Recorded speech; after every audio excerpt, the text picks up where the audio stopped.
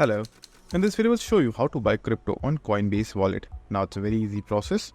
So what you have to do is firstly open your browser where you have your Coinbase. Now you can directly buy crypto using the website itself, or you can also buy using the Coinbase extension. As you can see, you will have both the options. Now in order to buy some crypto, all you have to do is just click on buy right over here, and then just click on add crypto to Coinbase right over here, and then it will redirect you to the website where you can buy some Coinbase using the website. Now over here, just simply choose the crypto that you want to buy. As you can see, there will be a lot of them. All you have to do is just simply click on buy, then add your bank details and complete the transaction with your bank or any other payment method.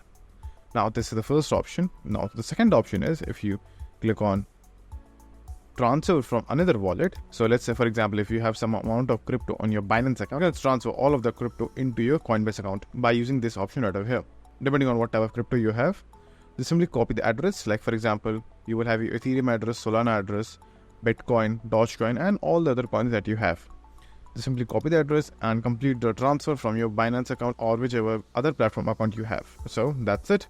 And if this video was helpful, please consider subscribing and liking the video.